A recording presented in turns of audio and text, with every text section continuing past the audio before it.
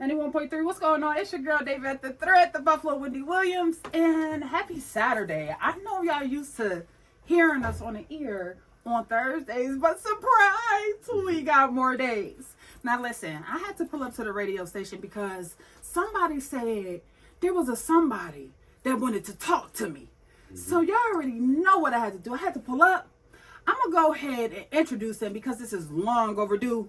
I need y'all to clap it up for my man, the Herd, Mr. Ballistic Man. Yo, what's goody? What's going on? Appreciate you having me on today. Listen, I know it is long overdue. Yeah.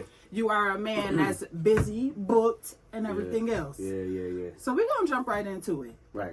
Voices. Voices, yeah. Let's talk about it. Oh, man. I've been hearing a lot of voices in my head. That's what, okay, because I wanted to know what's the inspiration, because I actually listened to it last night. Uh-huh. So what was your inspiration behind Voices?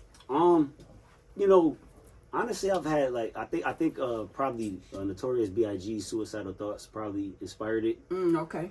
Probably, subconsciously when I wrote the track Voices.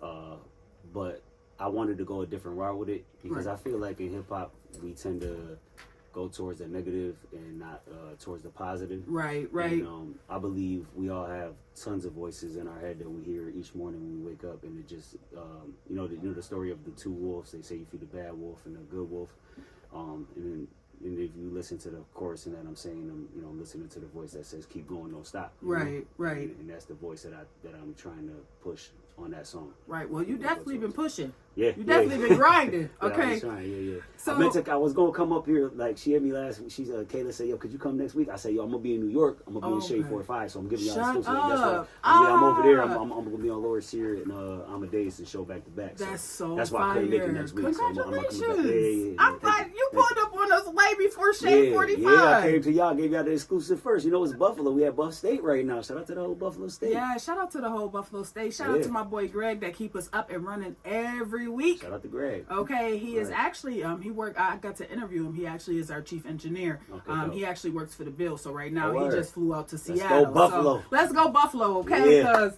I ain't got time to be playing with them. Okay, Josh Allen already made me lose some money on that parlay, but They be hurting my heart. They the only ones that play with my emotions. Girls can't even get to my emotions like that. Shut up. So are you dating or are you single?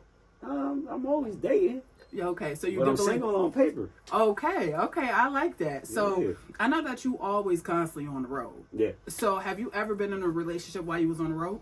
I'm always in a relationship when I'm on the road. Okay. Have Yeah. you ever cheated while you was on the road? I can't be in a relationship because I'm single. I can't be cheating because I'm single on paper. Okay. No, see, no, there's a committed. You gotta tell somebody that you committed, okay? No, I'll tell them straight up. Like, look, we got our thing, and then, there might be other things along the way. So you're like a polygamist at this point. No, polygamous is when you all three in a relationship. I'm floating. You know? flying. I'm floating. Listen, I'm a good time. I'm here for a good time and a long time, baby. You know what I'm saying? I ain't gonna be a headache to you. I ain't gonna be the one inside your driveway. I ain't gonna be the one cursing you out.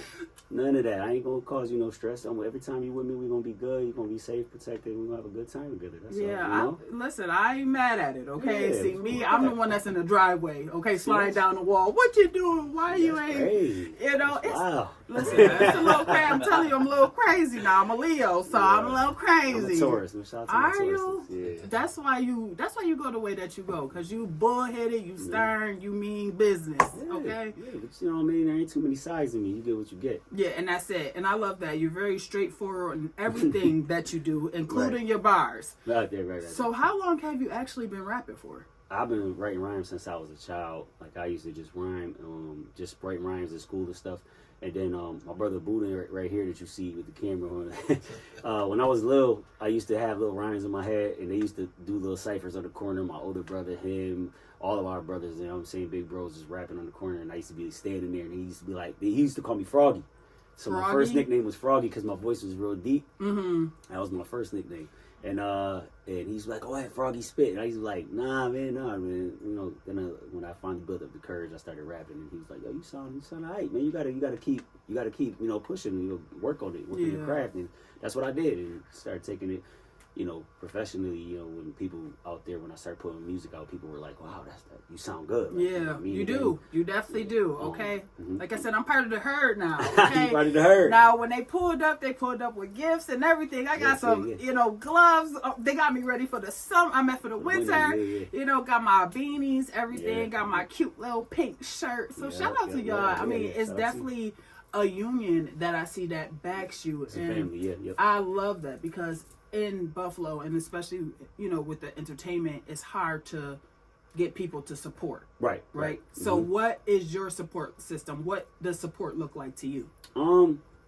Support to me is just genuinely supporting the movement, the music. You can't go wrong with it because I'm just giving you my life story, and it's a story, you know, about struggle and overcoming obstacles. Pretty much, my whole life story is through my music. That's what I do. Like every song is a piece of me.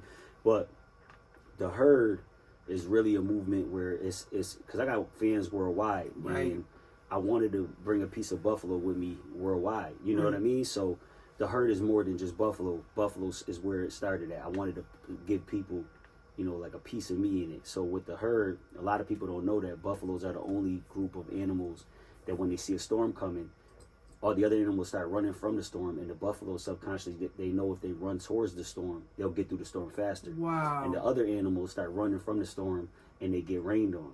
So in my life, I've been facing a lot of storms, and I've always had to face them head on, from the streets to prison to family problems, relationship problems, all the types of stuff. You know, I feel like I face my storms head on, and that's the meaning of the herd. And everybody could relate to facing storms in their life, no matter where you're from. If you're from Buffalo or from New York, or from, I got fans all the way in Brazil, and they be like, herd, Buffalo herd. They don't even know what Buffalo is. They just see the symbol of the animal. You know what I mean? And I just feel like it's more of a community. Yeah, you know? I love that, and I'm glad that you gave the breakdown of the herd, because that was my next question on what does it mean to you. So that's super fire. Now, you say you got fans in Brazil, you got fans all over. So where would one of the best places to perform be at? Like, what is your best city that you ever been to perform? Buffalo, honestly, but I had a great time this summer that just passed, performing in New York. My whole team was with me. Her was out there, and we had everybody in the Bronx going crazy. Was it the Bronx? We was in the Bronx, right? At Jimmy's Cafe. It was me, Fat Joe, Flow Rider was there. Edgar Berlanga, the boxer that just, you know, he was up there. Tony Sunshine. Was a bunch of people up at the official Puerto Rican Day, the Puerto Rican Day after party.